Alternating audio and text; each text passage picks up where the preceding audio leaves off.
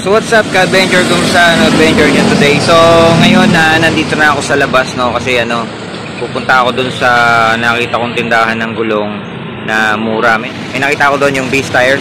So nasa 1.4 lang siya.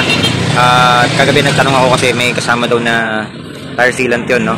So doon ko siya ipapakabit yung ating bagong mugs at papapalitan ko na rin siya ng bagong gulong dyan sa unahan kasi 2 years na yung goma ko dyan sa unahan, no, kaya papapalitan na natin yan. So libre daw ang pakabit doon basta bumili ka ng gulong. So ewan ko lang kung kasi dalawang mugs yung ipapagawa ko na palalagyan ko ng gulong. So yung isang gulong natin sa likod ay ipapalipat lang natin kasi bago pa yon. So yan, so pupunta na ako doon ngayon sa tindahan ng gulong. Tara, samahan nyo ako.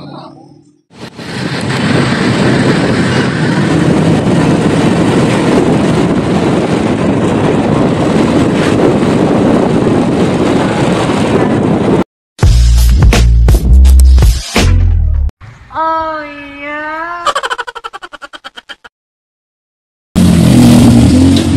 Ayan na guys. Isasampa na.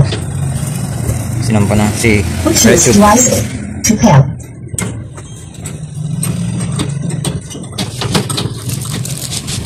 Guys, ito napili natin. Beast tires.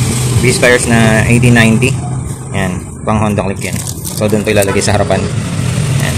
Ayan. Guys, maganda dito kasi machine yung ginagamit nila, no? Hindi magagasgasan yung inyong mugs. Ayan guys, tinalupan na ni Kuya yung gulong natin.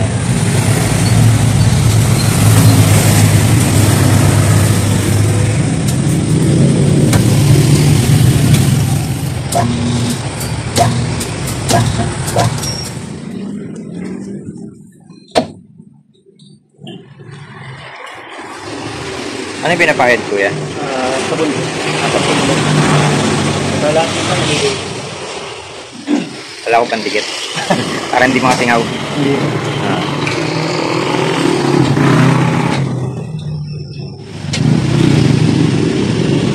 So may tamang rotation yung gulong yan, di ba? Opo.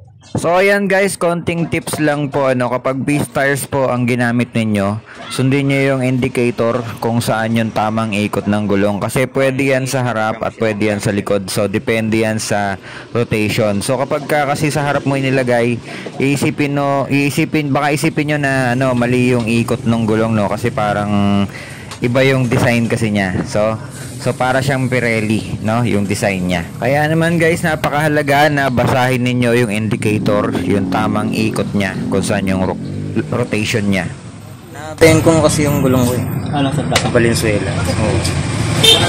Ayan, laki.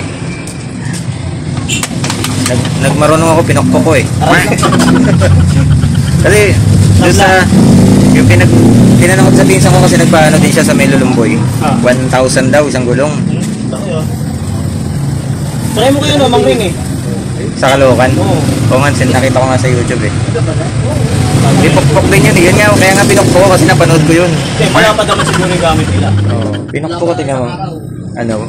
Dalong umiwi Ano ba? Umana naman siya. Kasi sumisinga yung hangin nun sa unahan. Nung pinokpok ko, naman siya. Kaya lang napansin ko lumalambot pa rin.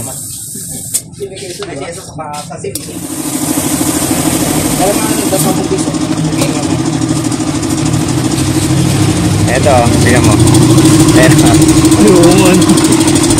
Umiwi. Sumisingaw yan, hindi. Margali. Ano naman ang martelyo Malupit kasi yan, dalawang gulong yan. Tingnan kung di yung likod. Sabay? Oo. Yan sa Valenzuela. Anong pangalan ng shop niya, boss? Papa J. Papa J. Papa J Motor Shop. So guys, yan. Papa J Motor Shop dito yan sa may Saloysoy Road.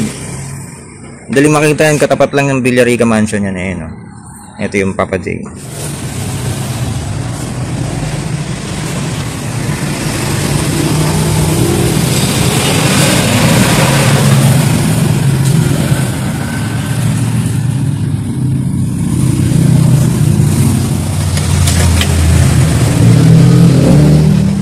So tapos na yung unang gulong, yung gulong sa harapan natin. Tapos na.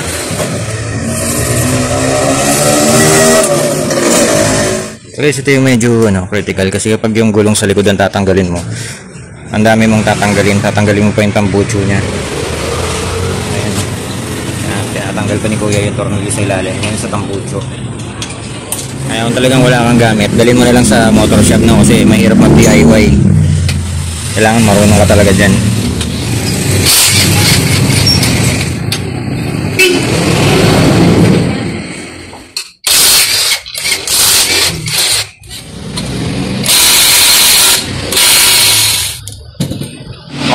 Makunat yung tornilyo. Ayan, hindi mapihit yung gulong. Hindi mapihit yung tornilyo. Kaya ginawa ni Kuya, ayan, nakasayad. Yun, umikot.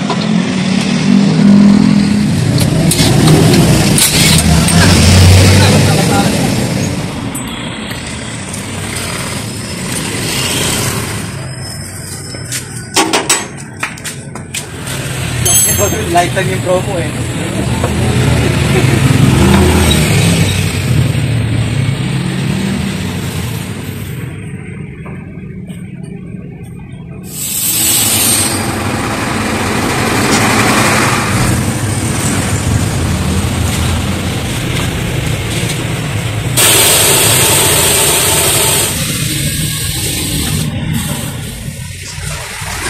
Singaw dito eh, no? Sa parting na bengkong ano. Lumabas yung ano eh.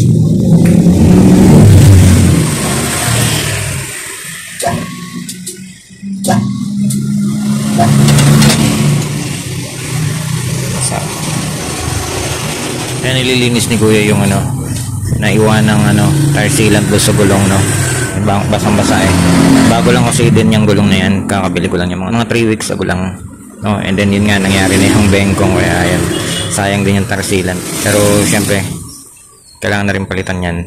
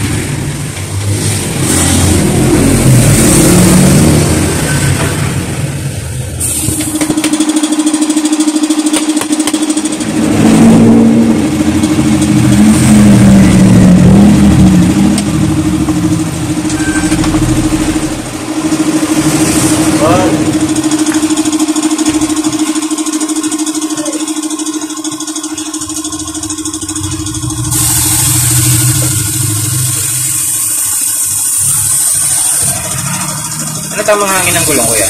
30 talaga. 30 lang. Sa Harap likod ba yan?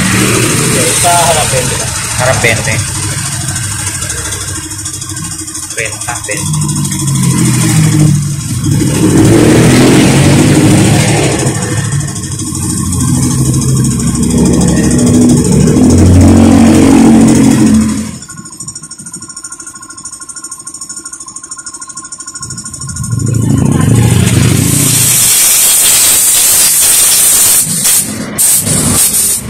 Tapos pagka mga ano ba magpapakabit ng mga auxiliary light, mga ganun, gumagawa rin kayo dito? Opo.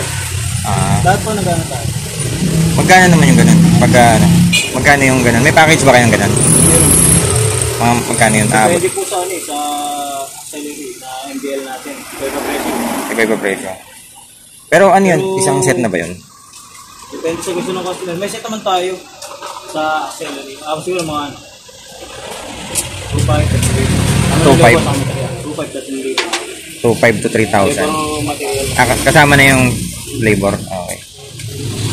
Kasama na yung mga bracket niya.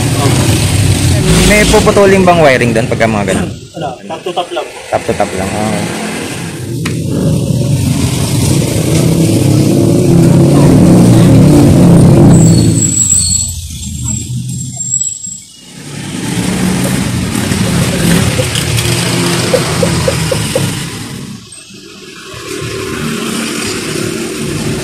Bakit talaga hirap. Dikit na dikit eh. Kaya may cooler kami para. Kaya dito ako sa atin, madalas baha. Oo. Hindi maiwan yung mga ganun-ganun. Kailangan, pampakalas ko talaga din. Nasa tubig sa amin. Siguro sa may labasan, mga hanggang sakong, pero sa amin hanggang tuhod pa yun. Permit may baha malabas? Hindi, pag ano lang, itong mga nakarang tagutod lang na ano. Ilan siguro na may nakaraan itong bagyo, no? Oo, ang taas. Dito nga ako nagpa-park sa Alpa eh. Sa Alpa na. Kasi pag inabutan sa loob talagang na-experience ko kasi dati yung mayo ko umabot sa upuan eh. Ito, hirap to. Gastos.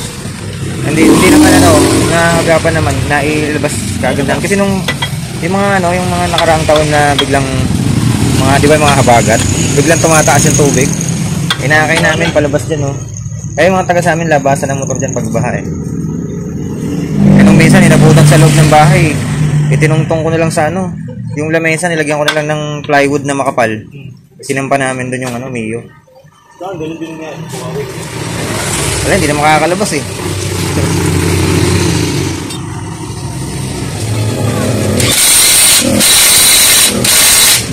Sa BB pagka... Sa BB mataas yun. Grabe dun.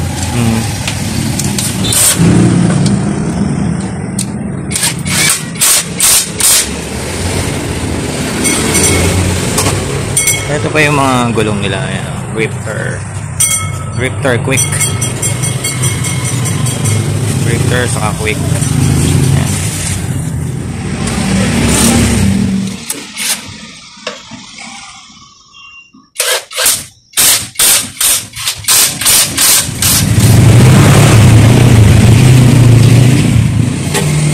Yan guys, tapos na si Red Tube. Ayan, si Red Tube. Ibababa na siya ni Kuya. Ayan.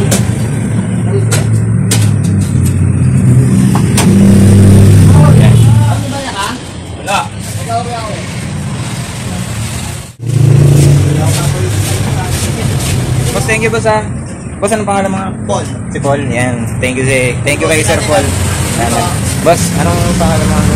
Owen po. Owen, yan. Kuya Owen, thank you sa paggawa kay Red Tube. Thank you, sir. Thank you.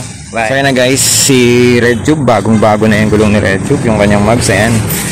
Bagong-bago na. So, pinadagdagan ko na lang ng gold bolts doon sa may, preno niya. Ayun, Ayan, sa likod.